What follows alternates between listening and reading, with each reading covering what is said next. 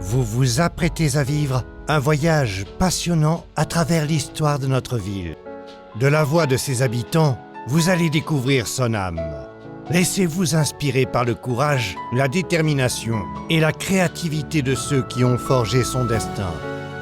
Bienvenue dans le podcast Auguste et Livy.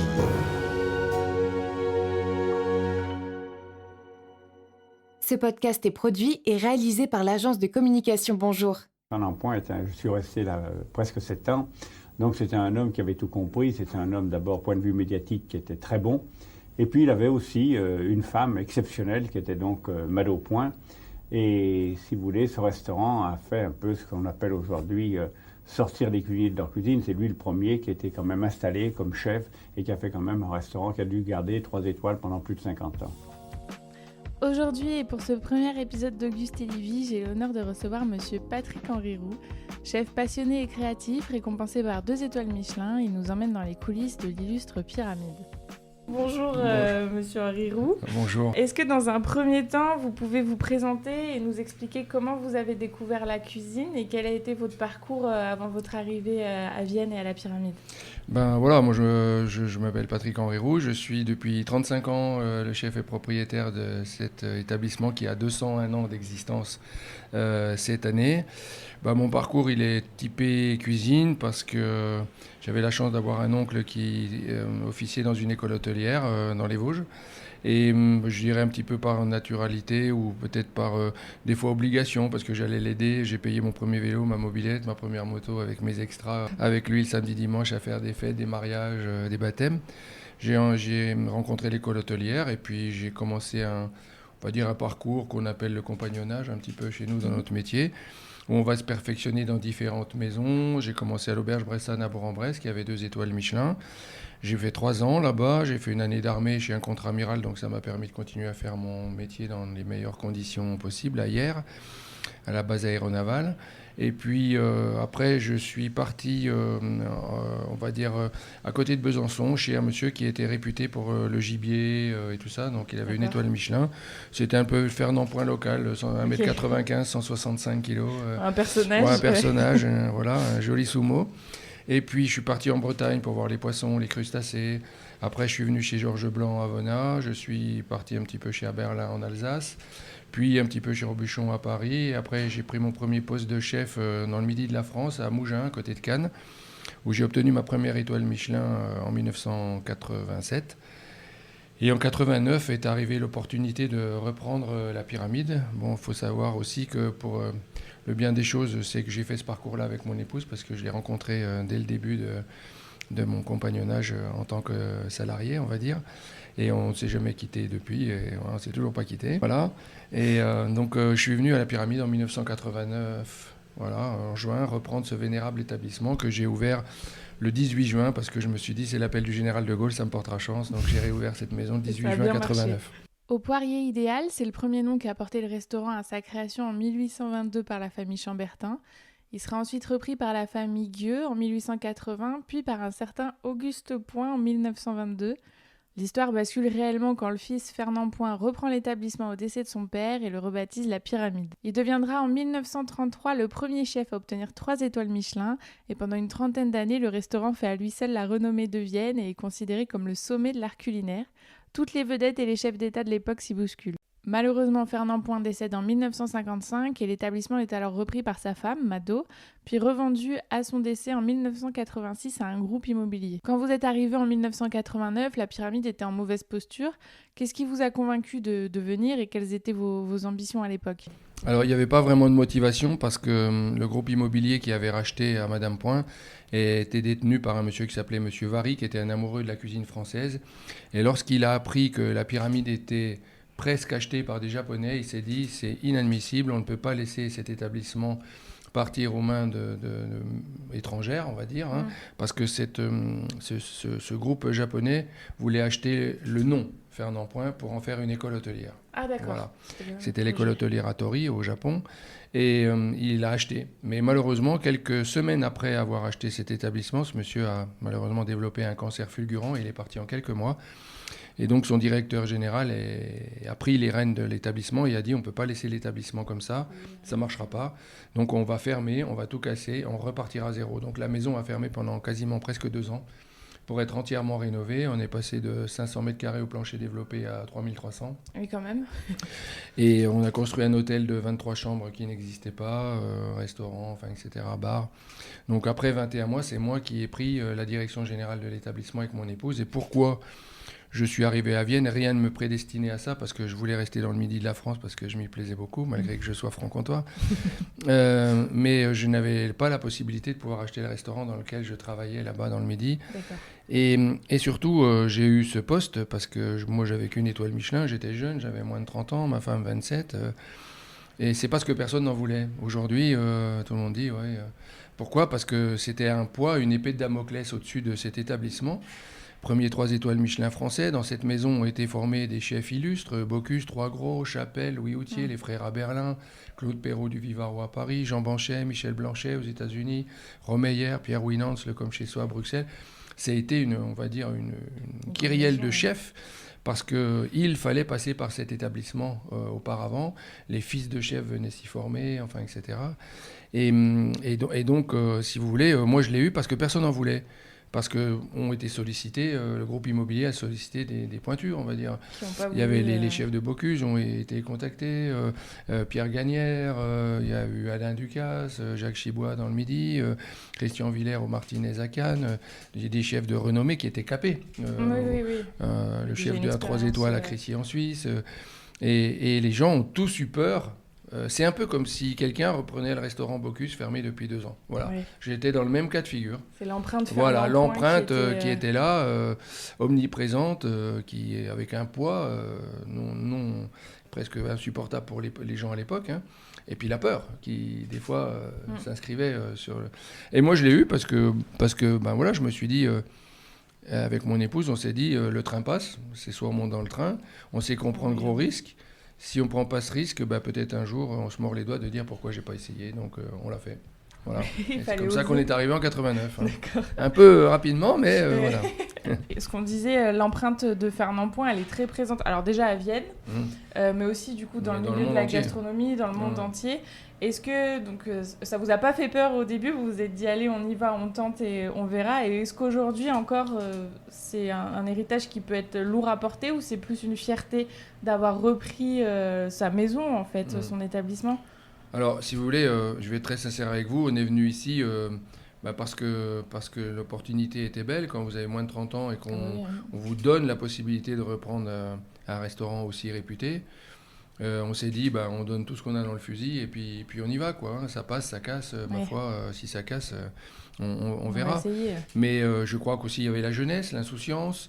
Mais quand on a démarré... on s'est aperçu que c'est comme si on sautait des falaises d'Étretat. Quand on a sauté, on s'est demandé si on avait un parachute. Et après, on s'est dit, est-ce que le parachute va-t-il s'ouvrir? C'était un peu ça, le modèle. Mais après, on était devant l'obstacle. C'est un peu comme un cheval qui dit, je saute l'obstacle ou je rentre dans la barrière.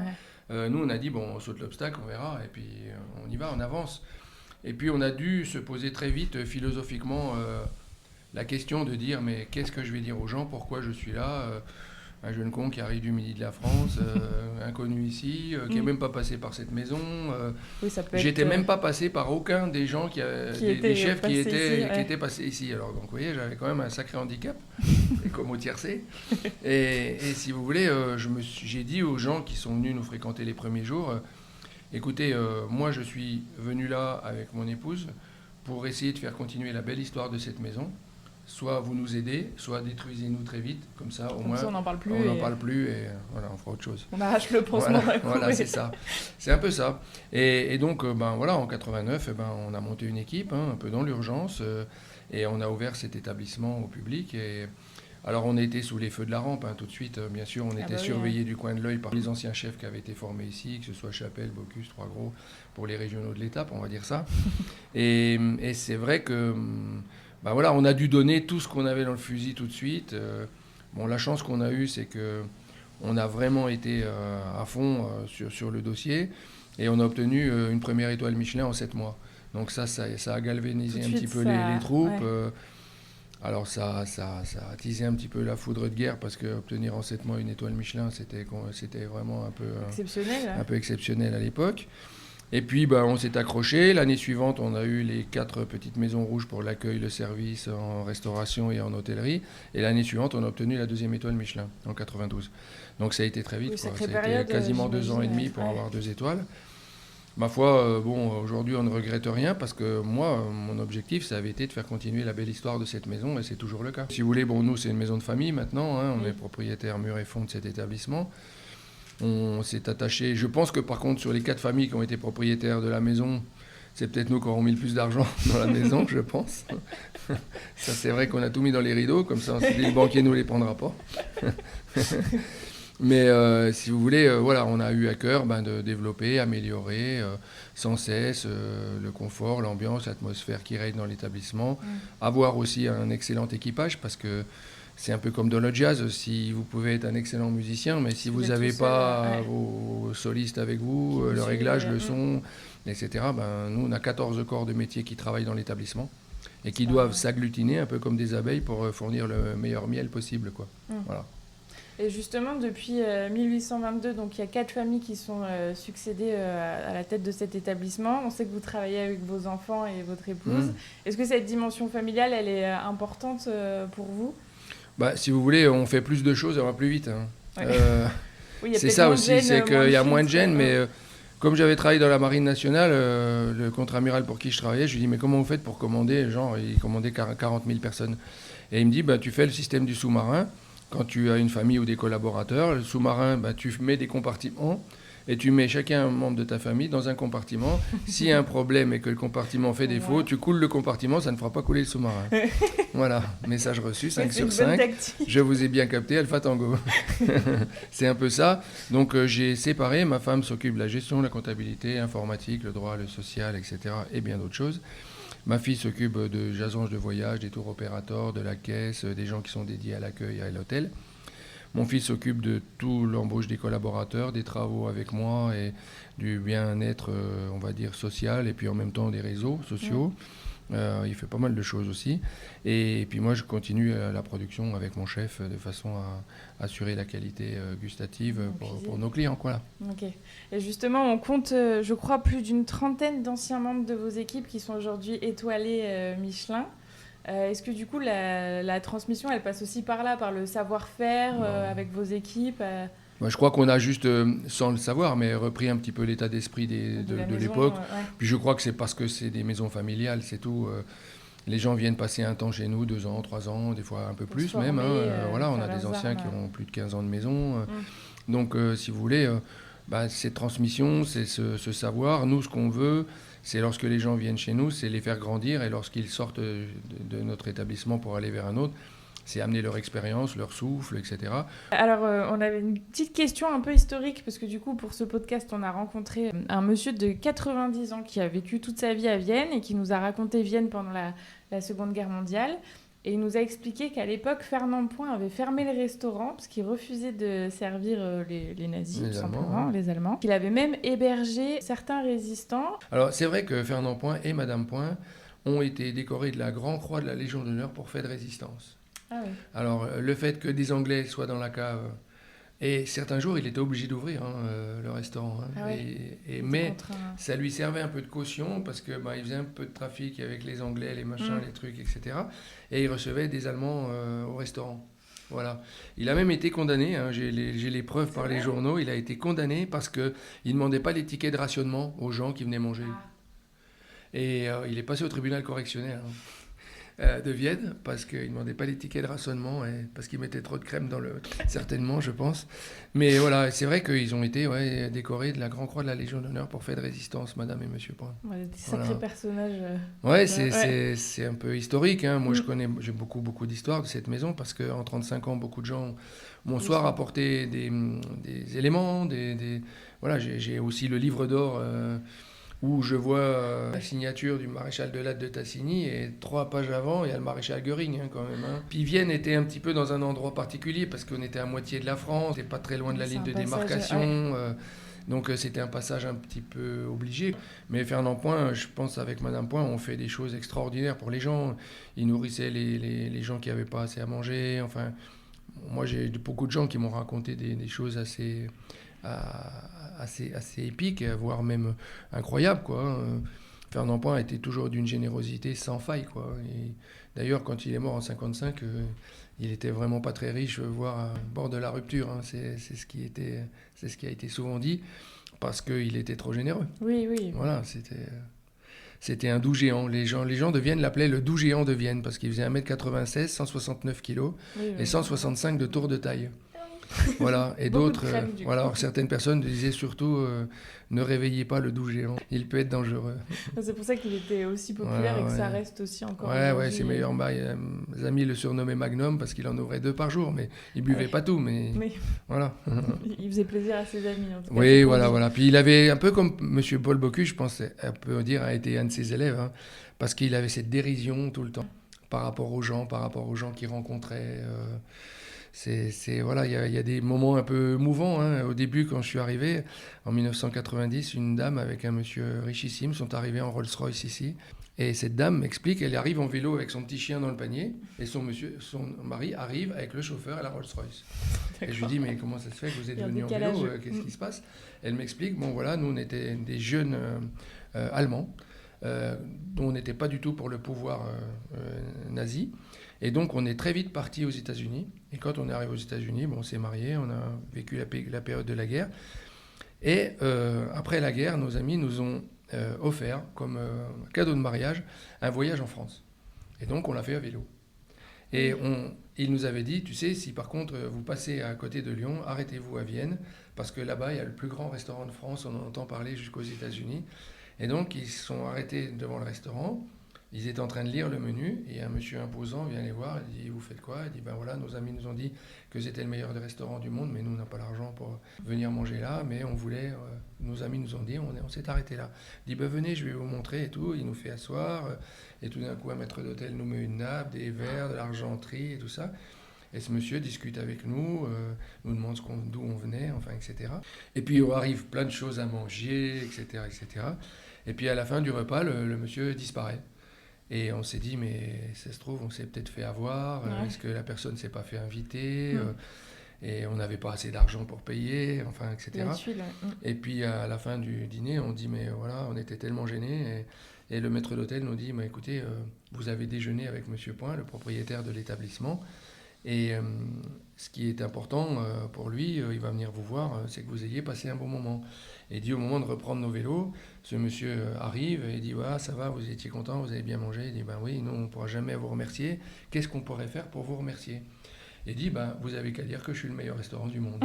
Et ces gens-là, on dit toujours, sont repartis aux États-Unis, sont devenus milliardaires. Et ils s'appelaient donc Finkelstadt au départ, ils sont appelés Fink. Et les Fink étaient connus partout, dans toutes les plus célèbres maisons du monde, pour être des gastronomes, aimer la gastronomie, parce qu'ils l'avaient découvert chez Fernand Point. Et ils ont toujours dit jusqu'à la fin que la pyramide était le meilleur restaurant du monde. Voilà, c'est une belle histoire. C'est une belle histoire. Voilà. Et comme quoi la générosité, ça paye toujours. Il arrive un moment, je crois qu'on dit toujours, de toute façon, on peut créer de l'argent dans sa vie, mais on ne l'emmène pas dans le dernier plumier, comme disait mon grand-père. Je crois que vous êtes fils d'agriculteur, et lorsque vous avez repris la pyramide, vous avez innové en travaillant principalement avec des agriculteurs locaux. On vous voit parfois au marché le samedi matin. Est-ce que c'est important pour vous déjà de faire travailler le tissu local, et aussi de savoir d'où viennent vos produits qui se retrouvent au final dans vos assiettes? Vous savez, c'est un petit peu naturel. Quand on peut sourcer tout autour de soi, on a la qualité, les prix et les services. Quand on fait devenir quelque chose à 600 km le vendredi, c'est pas possible parce que les transports ne peuvent pas vous les amener. Ouais. Donc là, aujourd'hui, j'ai plus d'une centaine de fournisseurs référencés à moins de 20 km de la ville, comme au départ. Mais si vous voulez, fondamentalement, vous vous approvisionnez le plus près. Vous faites vivre aussi localement plein de gens, local, que ce soit dans les achats des vins que les achats de produits. Je peux le dire très sincèrement, on réintroduit dans l'économie locale un peu plus de 600 000 euros par an, ce qui n'est pas une paille aujourd'hui. Et aujourd'hui, si on se fournissait ailleurs, dans d'autres départements, cette économie irait ailleurs. Elle partirait. Mais je n'en tire aucune gloire ni rien du tout, parce que ces gens-là me le rendent au jour le jour et toute l'année. Parce que si on est dans le besoin sur un week-end, ils prennent la petite camionnette, ils nous amènent les pigeons, les volailles, les pintades, etc. Et aujourd'hui, c'est aussi un large échange, parce que ce sont des gens qui viennent de temps en temps manger en famille. C'est une porte ouverte, et un restaurant est un lieu de vie, et les cathédrales sont difficiles à remplir. Voilà. Et qu'est-ce que vous avez ressenti quand vous avez décroché votre première étoile Michelin ? Est-ce que c'était une consécration ou est-ce que c'est secondaire ? Alors franchement, de vous à moi, ça n'a pas été un truc où j'ai dit ouais, j'ai une étoile. Non, ouais. Franchement, on savait que pour passer, on va dire financièrement et relever cette maison, il nous fallait revenir dans les guides, parce que cette maison avait eu 3 étoiles Michelin pendant très longtemps, avait perdu à la mort de Madame Point la 3e étoile. Mais on était tout à fait conscient qu'il fallait qu'on passe par là pour avoir une renommée nationale puis internationale. Parce qu'on dit toujours, quand vous avez une étoile, vous faites venir la région à vous, 2 étoiles, vous faites venir la France à vous, 3 étoiles, vous faites venir le monde à vous. Et donc, si vous voulez, moi, quand j'ai eu ma première étoile, j'étais content pour mon équipe. Oui, c'était pas... moi, à la limite, je m'en fichais ouvertement.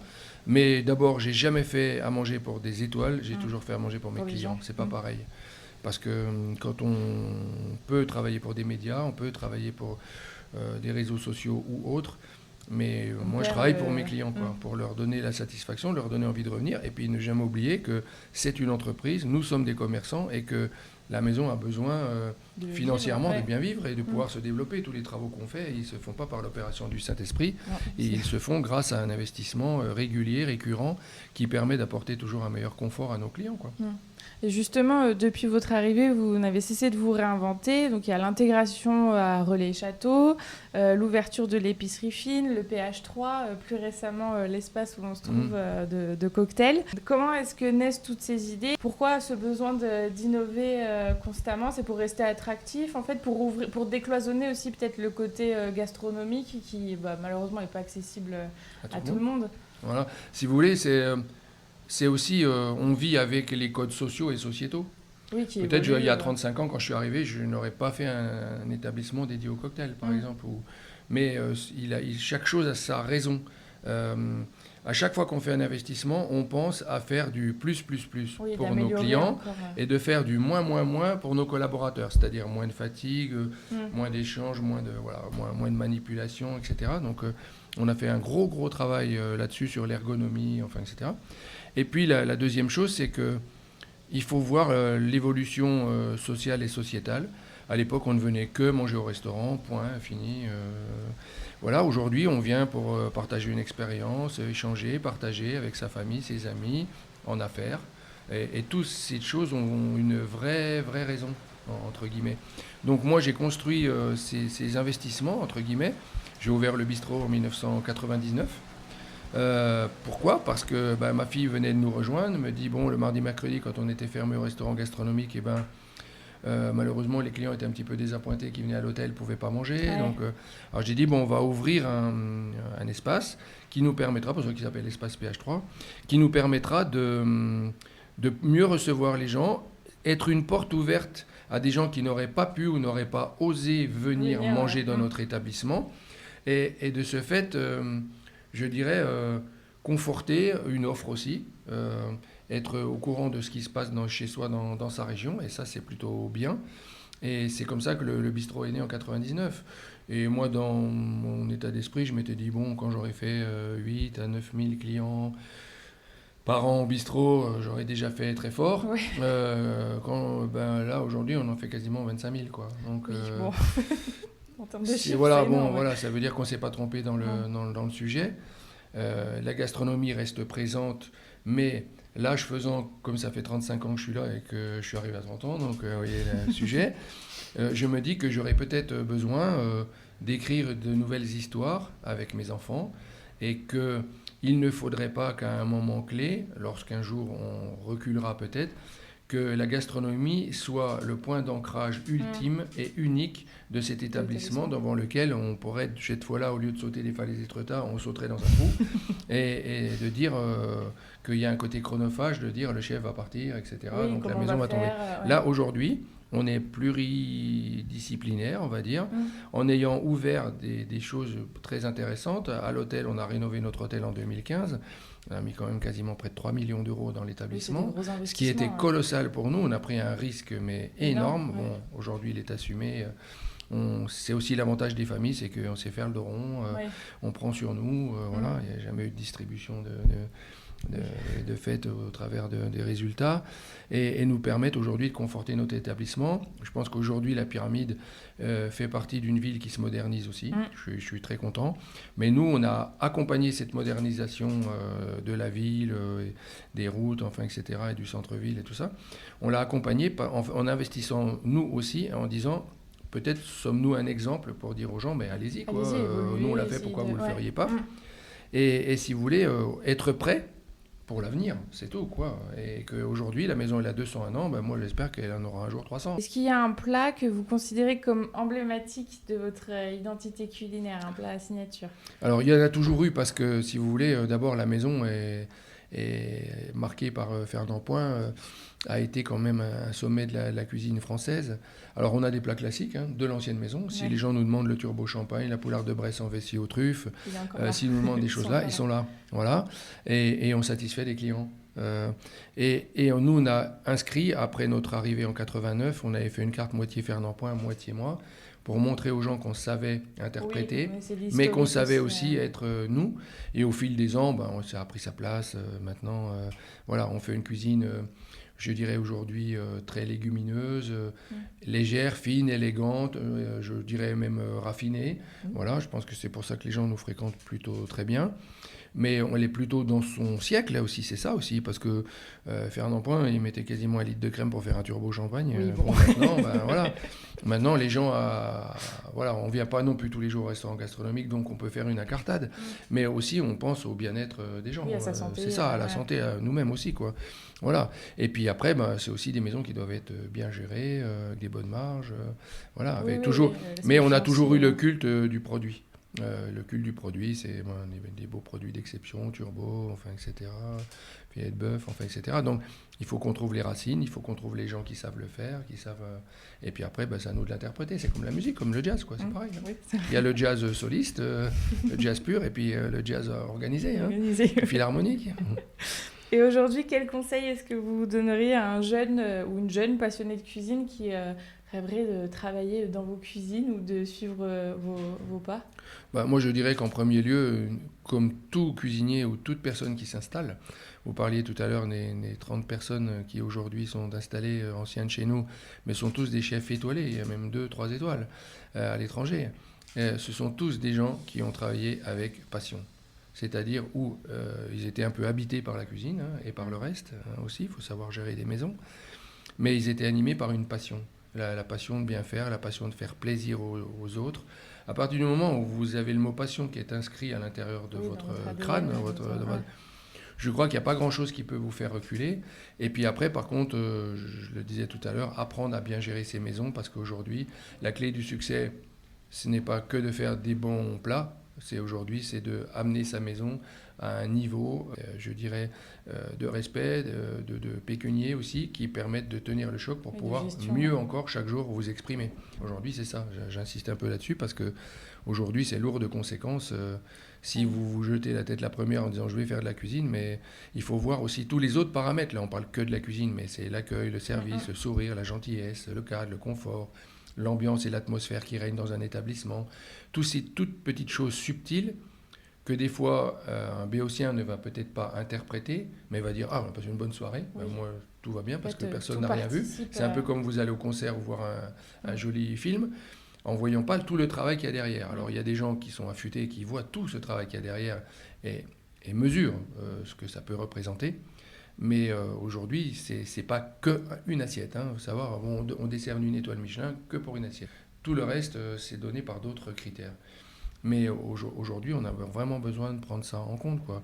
Il y a un aspect financier qui est redoutable aujourd'hui, quoi. Nous, ça fait 35 ans, les gens nous disent « Ah, ça marche bien, ouais. » Ouais, mais ça fait 35 ans qu'on gratte. Hein. Même sujet à se réinventer en permanence, à rénover entièrement nos établissements, enfin, etc. Mais je pense que ça fait partie, et ça a toujours fait partie du métier. Beaucoup d'entreprises aujourd'hui qui ne se rénovent pas sont considérées aujourd'hui en perte de vitesse ou un pied dans la tombe. Hein. Ça c'est clair. Aujourd'hui, vous avancez plus.